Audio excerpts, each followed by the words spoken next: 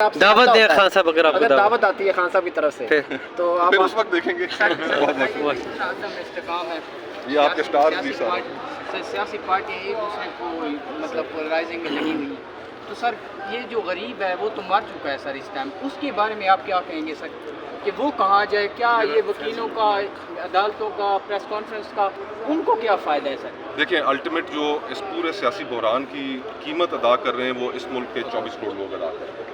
آج اس ملک میں ایک عام آدمی, ایک مڈل کلاس آدمی نہ اپنے بچوں کی اسکول کی فیسیں دینے کے قابل رہ گیا ہے, نہ اپنے وہ بجلی گیس کے بل دینے کے قابل رہ گیا ہے, اور نہ وہ اپنا کچن چلا پا رہا ہے. ہم تو چیخ چیخ کر یہی کہتے ہیں کہ یہ سیاسی ٹھہراؤ جب تک نہیں آئے گا معاشی استحکام نہیں آ سکتا.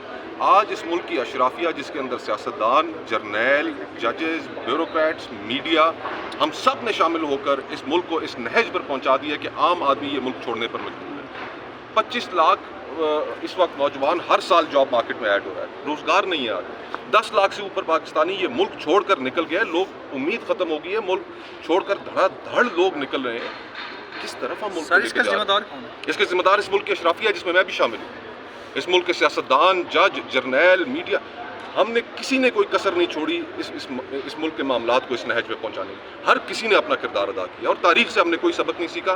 خدا نخواستہ ملک کو نقصان ہو سکتا ہے, معاشرے کو نقصان ہو سکتا ہے, لیکن اب بھی ہم اپنی روش پہ. سر وہ کہتے ہیں کہ ہماری پراپرٹیز باہر ہیں تو عام آدمی کو باہر آنا چاہیے, کیا کہیں گے؟ دیکھیں پراپرٹیز باہر ہیں, $11 ارب کی پاکستانیوں کی انویسٹمنٹ ہے باہر کے ملک. یہاں پر ہم صبح شام یہ صرف ایک ملک ہے, صبح شام دنیا کو یہ قائل کرنے کی کوشش کر رہے ہیں کہ جی پاکستان کے اندر انویسٹمنٹ کریں. آپ اپنے شہریوں کو نہیں قائل کر سکتے, دنیا کو خاک کریں.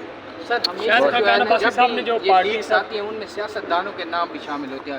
سر فہرست 3 جماعتیں ہوتی ہیں سر, اور وہ خود جب اقتدار میں آتے ہیں تو لوگوں سے باہر سے انویسٹمنٹ کا کہتے ہیں.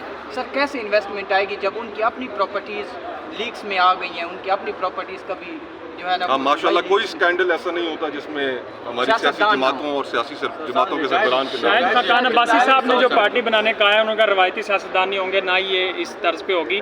اس میں آپ بھی ہوں گے اور کس عہدے پہ ہوں گے؟ میں مشاورت کر رہا ہوں اپنے دوستوں سے, اپنی فیملی سے, اپنے حلقہ احباب سے, ووٹران سے, اور جس طرح وہ مشورہ دیں گے پھر اس طرح فیصلہ کریں گے. بہت بہت شکریہ. Thank you.